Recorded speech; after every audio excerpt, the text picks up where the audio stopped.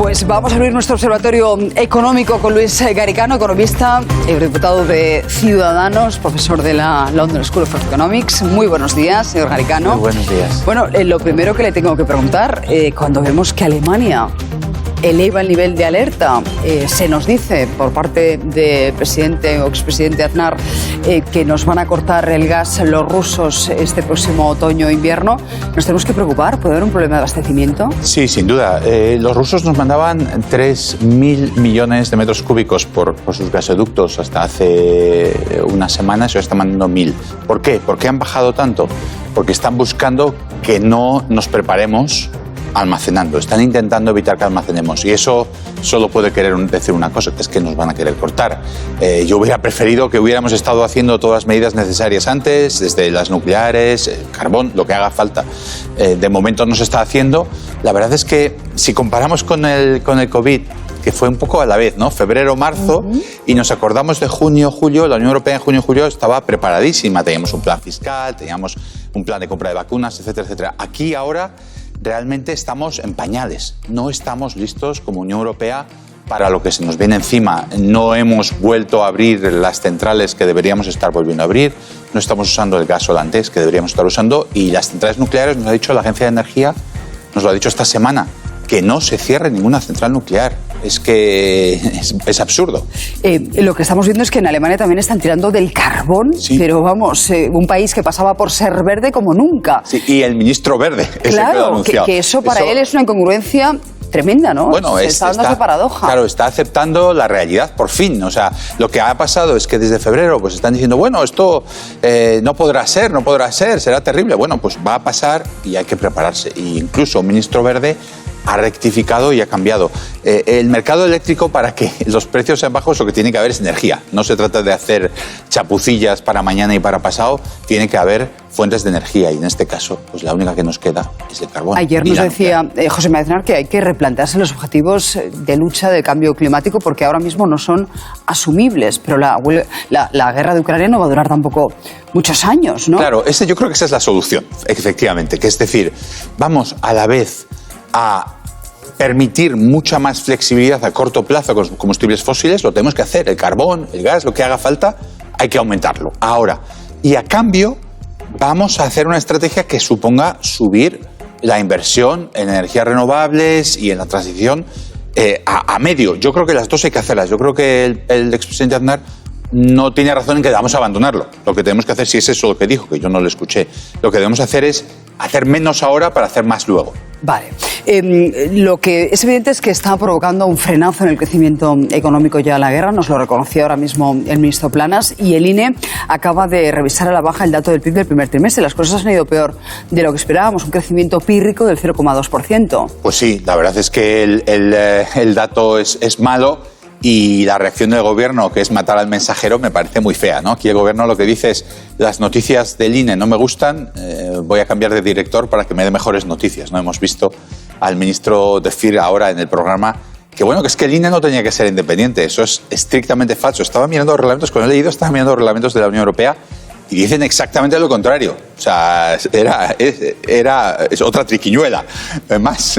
Claro. El INE tiene que ser independiente porque Europa depende de los números del INE para saber cómo van los diferentes países y decidir sus políticas. Si nos tiene que poner una nota en el plan de recuperación, si nos tiene que dar más dinero o menos, basado en unos números, y los números no son de verdad, recordemos cómo empezó la crisis del euro. La crisis del euro empezó cuando Grecia reconoció que mentía en sus datos. Hizo trampas al solitario. Hizo trampas. Y entonces Europa desde aquel momento dijo, no, el INE absolutamente dice, literalmente el reglamento, está prohibido que el INE reciba instrucciones de los gobiernos. Eso es lo que dice las reglas de la Unión Europea. El número 2 de Escrivá, que es el más crítico con el INE, el señor Escrivá, que es el que más crítico ha sido, lo colocan en el INE, ¿por qué será? Mañana el Consejo de Ministros aprueba el nuevo paquete de medidas anticrisis. ¿Se va a hacer de manera que ya no sea tanto parche como hemos visto hasta ahora? ¿Va a ser algo más serio? ¿Qué presume? Yo creo que la ministra ayer dijo algo que tenía mucha razón y ojalá lo hicieran. Dijo, esto no son problemas de cambiar un impuestillo u otro, hay problemas estructurales del mercado. Y creo que hay uno que el gobierno sigue sin reconocer y que es clave y que a lo mejor es el momento por fin, que es la falta de competencia en el mercado eléctrico. Tenemos empresas como Iberdrola que tienen capacidad en base, nucleares, que tienen capacidad en toda la curva, en renovables, en gas, etcétera, y que pueden y usan, de hecho, ese poder de mercado. Ahora lo que hemos visto es que esos 5 céntimos que tenían que haber bajado los combustibles, en este caso gasolina, etcétera, no solo no han bajado, sino que han subido. Lo que nos muestra, yo creo, que hay una falta de competencia. Y ese es el problema estructural que yo creo que habría que empezar a tratar cuanto antes y no seguir con medidas muy parches que, bueno, hemos visto el tope del gas, no ha funcionado. Nos estamos subsidiando 1.100 millones a Portugal, a Francia y a Marruecos porque les estamos vendiendo la energía más barata de lo que nos cuesta. Pero entonces lo que me está diciendo es que tenemos que liberalizar el mercado de los carburantes, porque las petroleras están ganando mucho dinero con esta crisis. Que tenemos que hacer que compitan de verdad. Son mercados demasiado concentrados y ahora mismo hay demasiada poca competencia, están ganando muchísimo dinero y no se trata de ir interviniendo cada vez en cada cosita, se trata de tener un mercado que funcione y eso realmente es lo que al gobierno le está faltando, una visión de cómo es un mercado que funcione en hidrocarburos y en electricidad. Ayer entrevistábamos aquí al expresidente Aznar y nos dibujaba un horizonte muy negro. Él hablaba de recesión mundial pues a las vueltas del verano, en otoño. Va el mundo hacia una recesión y será una recesión dura y larga. La recesión ya ha empezado de hecho en los Estados Unidos y la recesión va a llegar a Europa con alta inflación. Y vamos a tener serios problemas para afrontar nuestro déficit, para afrontar nuestra deuda, para afrontar nuestro crecimiento, para afrontar nuestro pago de pensiones. Podemos echar la culpa de la inflación a la guerra de Ucrania. Y no es verdad. Tiene una parte de culpa, pero la inflación empezó antes, el fenómeno de la inflación. ¿Coincide en este diagnóstico? El diagnóstico es muy preocupante. Yo creo que hay cosas que nosotros no podemos controlar. ¿Cuánto dure la guerra? ¿Qué pasa con las refinerías en Estados Unidos? Todo eso son cosas que no podemos controlar. Hay cosas que nosotros sí podemos controlar, que son, y las ha nombrado el expresidente Aznar, que son todo el tema de pensiones, de gasto público, etcétera, que nosotros tenemos que anticipar. Lo que no podemos es, como hizo el expresidente Zapatero, cheque bebé, gasto a lo burro y de repente darnos el susto de que estamos haciendo las cosas mal. Y creo que ahora eso es clave. ¿Vienen mal dadas? Sí. Estados Unidos anuncia crecimiento muy bajo para el otoño, casi seguro recesión. Europa dice que aguanta, pero seguramente casi seguro recesión. Pero eso es lo que nos viene de fuera. La cuestión es qué hacemos nosotros. Y yo creo que España todavía tiene capacidad de maniobra.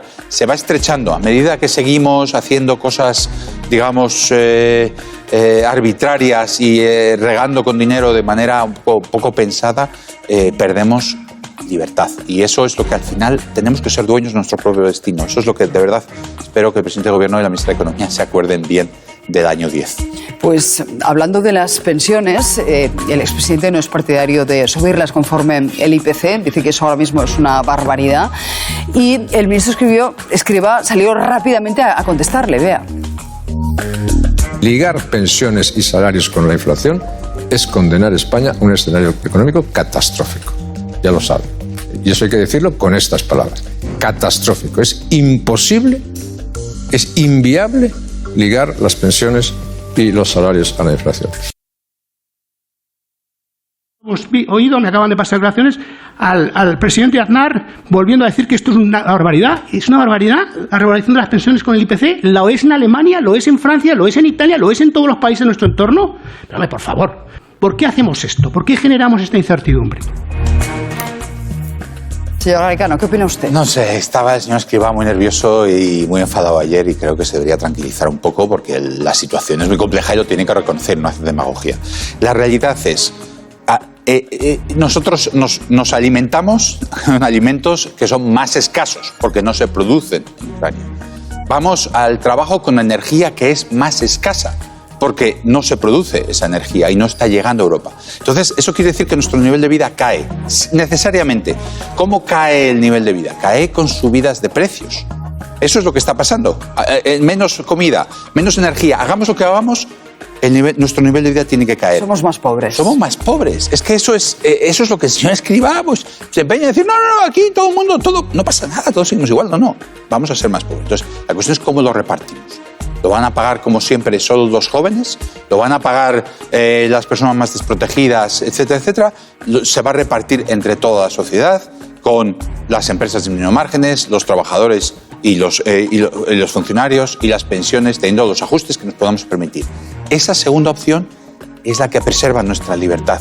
O sea, lo que no podemos hacer es decir, nosotros vamos a ignorar la realidad, vamos a seguir corriendo como el correcaminos cuando ya estamos fuera del correcaminos que sigue corriendo una vez que ya se ha acabado el terreno, y de repente vamos a mirar para abajo y vamos a decir, uy, si nos vamos a caer, ¿no? Que es lo que siempre le pasaba al correcaminos. Tenemos que aceptar la realidad, y la realidad es que vamos a ser más pobres y tenemos que obrar en consecuencia, no decir, como está diciendo el señor Escrivá aquí, no, vamos a poner un cambio en el INE para que dé buenos números y vamos a ignorar la realidad. Eso yo creo que nos acerca a ese momento Zapatero de aquel terrible mayo del 10, cuando el expresidente del gobierno tuvo que decir en el Congreso de los Diputados, blanco porque no había dormido, esto no nos lo podemos permitir, y aquí están la serie de medidas que vamos a hacer de repente, bajando todo. Funcionarios, el 5% tuvo que bajar de repente. Eso es lo que no queremos que pase. Es decir, o hacemos nosotros los ajustes, y ahora me estoy acordando de otro expresidente, Felipe González, que también en este programa decía, o haces tú los ajustes o te los hacen de fuera. Y cuando te los hacen de fuera siempre son mucho más dolorosos. Siempre son mucho más duros. Y lo hemos visto en la crisis financiera de 2008, ¿no? Claro. Parece que la historia en parte se repite, ¿no? No es del todo igual, sí, pero hay elementos comunes. Hay elementos comunes. A mí me ha recordado el señor Bolaños el otro día, que dijo, el paquete del sábado que va a salir mañana va a ser el más generoso de Europa. Vamos a ir más lejos que nadie en Europa. ¿Se puede España permitir, el país que tiene el paro más alto de Europa, que ha recuperado menos el crecimiento económico de Europa con la crisis, de la pandemia, ¿se puede permitir ser el más generoso? Pues yo le pregunto al señor Bolaños, ¿nos lo podemos permitir? Yo creo que no. Entonces, haga lo que se pueda usted permitir. No haga más, porque luego, efectivamente, el señor González tenía toda la razón. Si uno vive por encima de sus medios, un día le dicen, oye, hasta aquí has llegado. Y eso es lo que no queremos, y yo de verdad le suplicaría al gobierno que pensara a unos meses vista. Están pensando en que viene un batacazo en elecciones, están pensando en que tienen que salir, que enterrar una serie de cosas, y creo que eso no es la forma de hacer política económica. Luis Garicano, como siempre, muchísimas gracias por este observatorio económico. Gracias.